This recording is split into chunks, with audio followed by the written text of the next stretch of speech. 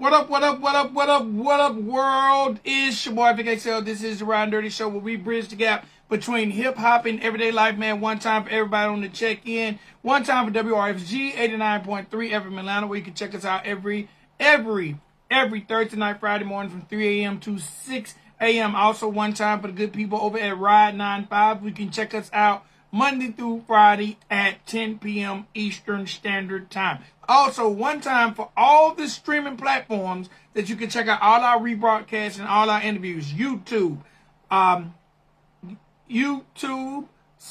Spotify, SoundCloud, Mixcloud, over 10 streaming platforms where you can definitely check out all the interviews that we do right here on the Ride and Dirty Show. All right, one time for everybody on the check-in who's checking us out live right now. Y'all know what we do right here. We bridge the gap between hip-hop and everyday life. We give artists, we give entertainers, entrepreneurs, philanthropists an opportunity to speak their mind and tell their truth. What up, Kyle Creek? What up, DJ Tony Pitt? What up, Carlos? What up, everybody on the check-in right now? Now, today is no different than any other day right here on this platform. We bring you the people that are changing this world, that are changing the way we look at life, whether it's through arts, entertainment, philanthropism. This is the platform for you to tell your story, to be heard. And today is no different than any other day. So again, man, thank you to everybody on the check-in. Thank you to everybody who supported us in our over 15-year journey. What up, Rome? Thank you to everybody that supports the movement. But, ladies and gentlemen, boys and girls, it's time for us to bring on our guests today. So, ladies and gentlemen, boys and girls, and I know I'm going to butcher her name, and I apologize in advance. So, ladies and gentlemen, boys and girls, welcome to the Ride and Dirty platform, New York's own Ziala. How you doing, ma'am? And did I butcher your name? Hey, how are you? Did I butcher your name? It's Ziala. Ziala, and that is so pretty. Ziala, I apologize. Well, thank you. Blame it. It's all good. Look, blame it on my southern dialect. I'm like, okay, I know ZIA is Zaya, Maya, but Ziala, that is a nice name, Ziala. So look, welcome to the Ride and Dirty platform. Thank you.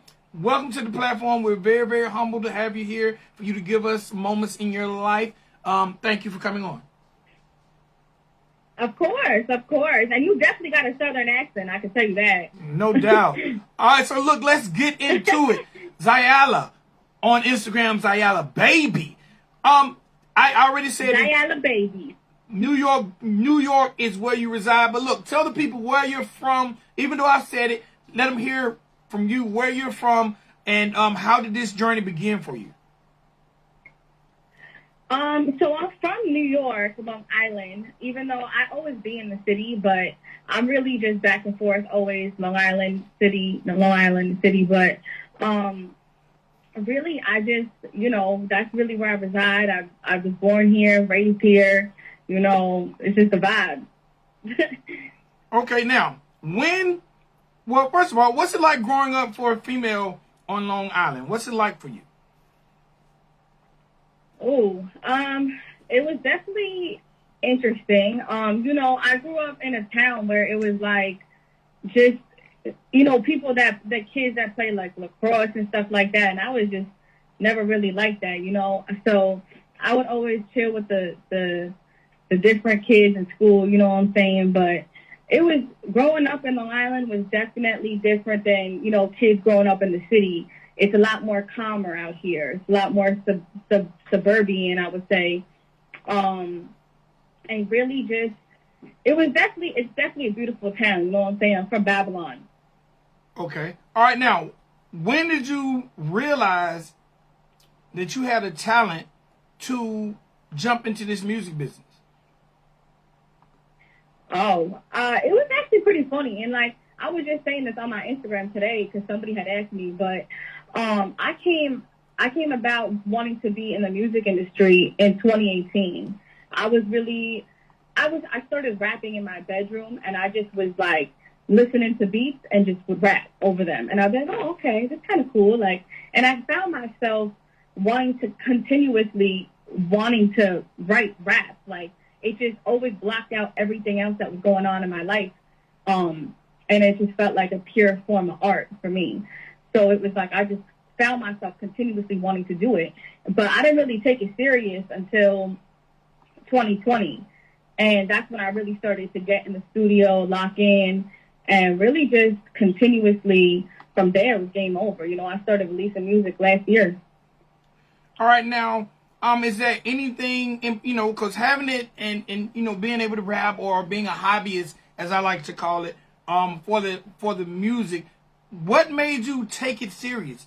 To go from spitting raps in your bedroom to finding a studio, finding an engineer, finding a producer, what made you decide to take it serious? Well, mainly it's how I take it serious because I always have seen myself at the top. You know, of everything I do, everything I put into, I like to be the top of it. So my whole thing is I'm very, I like to challenge myself. And I really just, when I even started rap, I didn't know where it was going to take me, you know, but really getting into it now, I think subconsciously I always have seen myself at the top. So if I can't do nothing if I don't see myself winning at it, you know?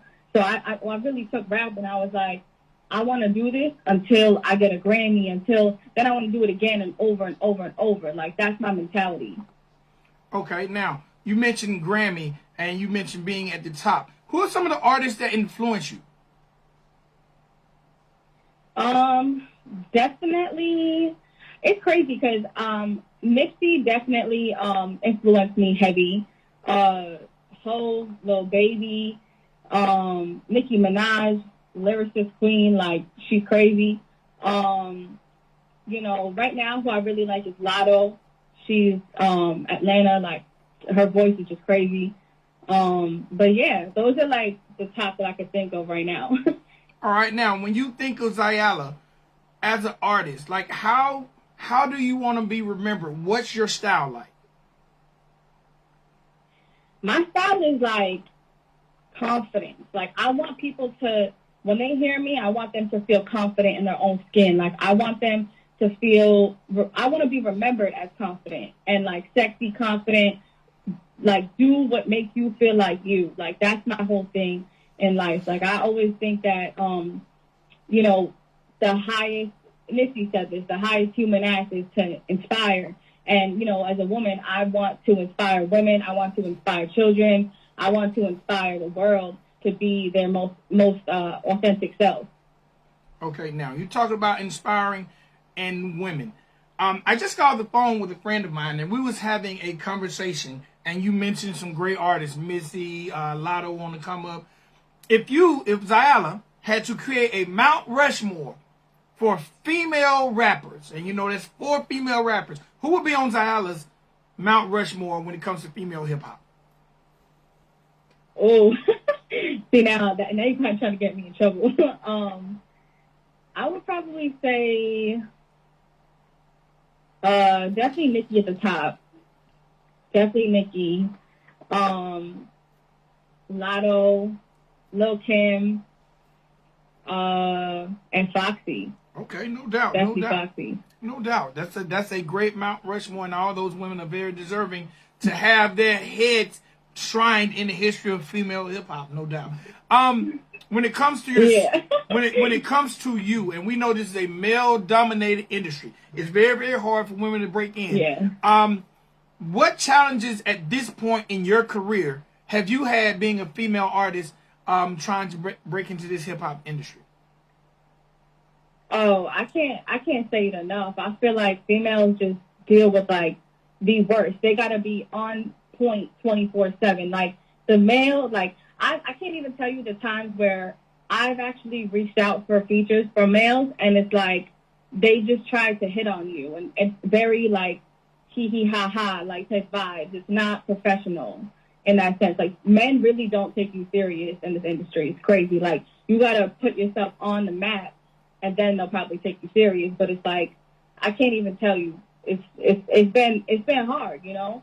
I've had times where in my session, like dudes would just show up that my engineer is friends with and not even say hello. Like it's my session, you know, and it's just crazy. It's crazy. Okay, now And you know what? I can really believe that. I can really believe that. Yeah.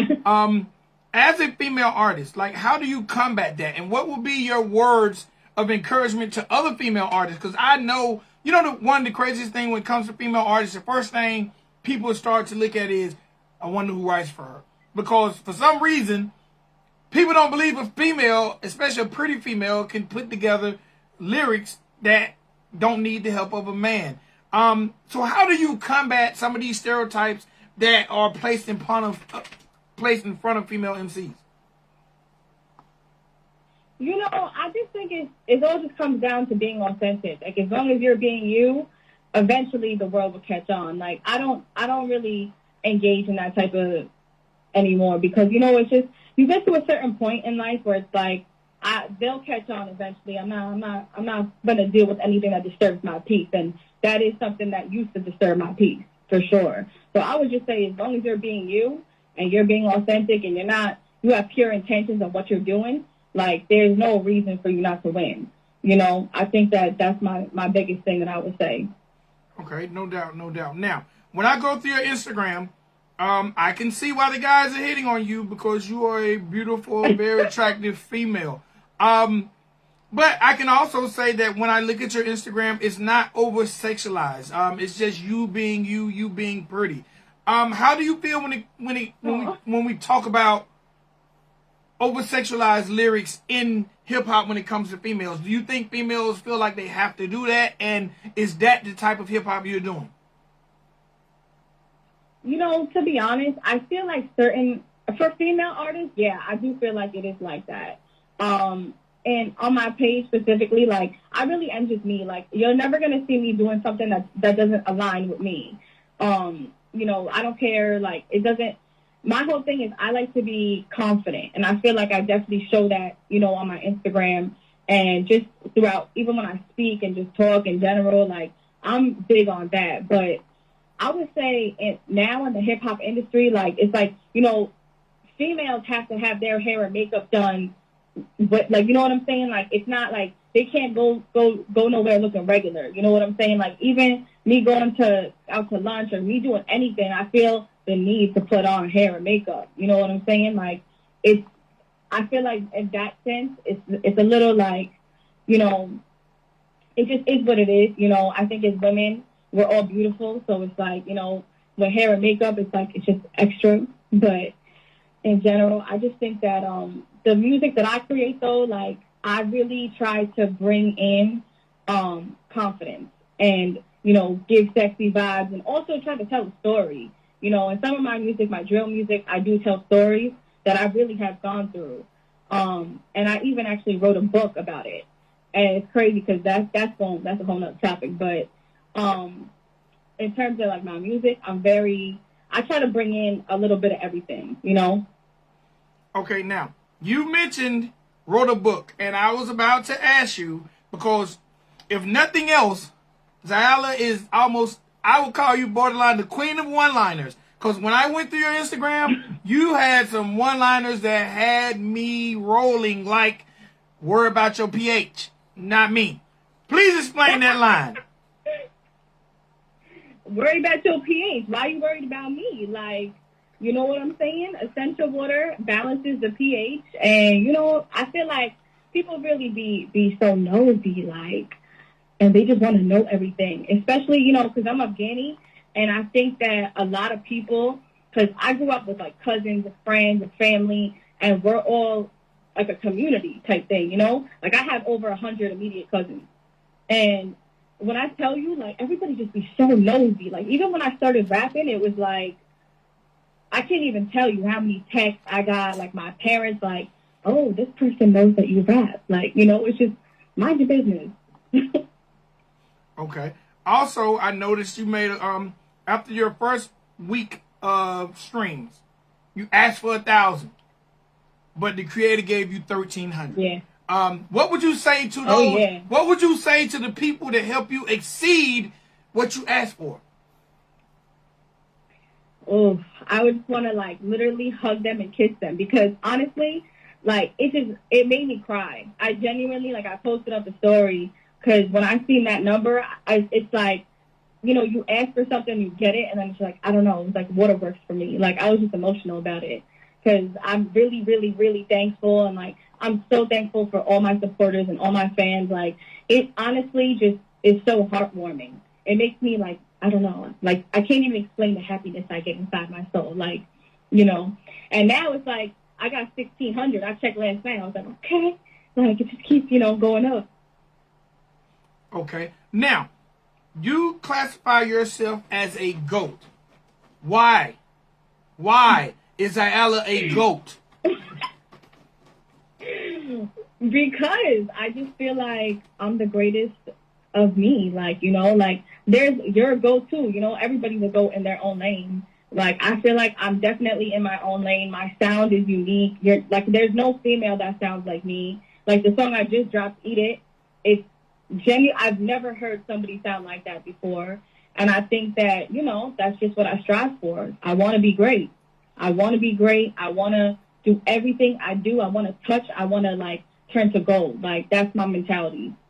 Okay, now, I'm going to say this, because I'm telling you, before I started this interview, I done my research, and on the 16th, on the 17th of April, you posted yourself dancing. And you say, I don't dance, don't clown me. I don't dance, don't clown me. But I'm pretty sure that there are some people out there that have no problem with your dance. And I think you need to take that dance to TikTok and start an Eat It challenge with that dance. Ooh. I tried that already, and like, I really don't dance. Like, I don't know how to dance. Like, at least in like a sexy way, in that sense. I will say that. But I did try, and I did bring it to TikTok.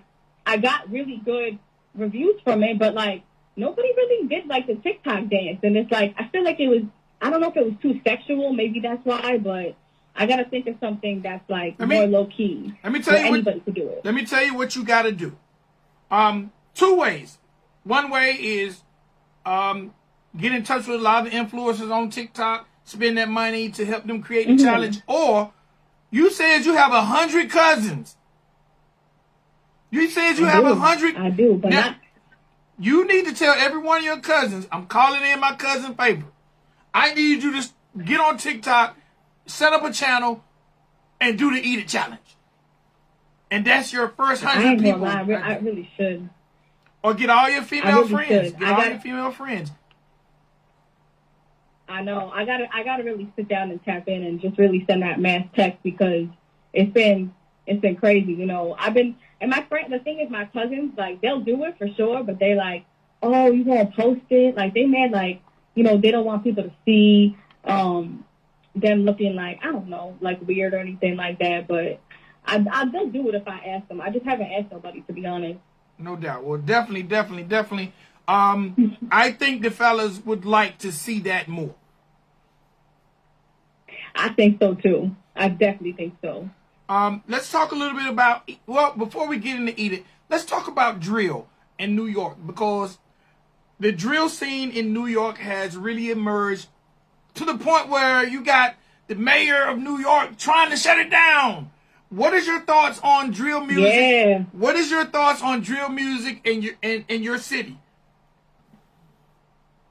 Drill music in our city? I mean, I'm talking about, like, the whole mayor situation to me is whack, is corny, like, you know what I'm saying? At the end of the day, drill music is art. It's still considered art. Like, when I seen that whole thing happen, like, I was getting mad that it even was happening, because, just the way artists paint a picture, artists, like, that do music, they're painting a picture too, like, but they're held liable because their lyrics, like, I don't know. That's just my opinion on it. I think that drill music in general, I don't know. I align with it. I like that hard shit. Like, I like that tough, like, on the drill. I don't know. Like, it's something about drill music that gets me so hyped. So, I don't know. I'm never going to stop making drill music. No doubt. Now, is it hard for you to maintain a dating relationship and pursue your music career? My love life is honestly non-existent. To be completely honest with you, like it is what it is. I've tried it. I've tried dating, but it's just like I don't have time. I barely even have time for me. You know what I'm saying? So it's like I don't want to start something and then the person get mad when I can't give them the time that they're looking for. You know, so in my head, I'm like, might as well just stay single for now. That's my thought on it. But I mean, I'm not gonna say like I've tried and it just doesn't work. So, but right now, music is my only man. All right. Do you think it would be hard for you to date an artist? I don't know. I'm not saying no to it, but I'm also not saying yes because I know how it goes. You know, I've dated an artist before, and it was just the groupie is real. Like that really is real. So, I don't know. I'm not going to say no because I know everybody is different. I will give people benefit of the doubt, but like, I really just be thinking like, I have to be with somebody that's on the same hustle as me. You know what I'm saying?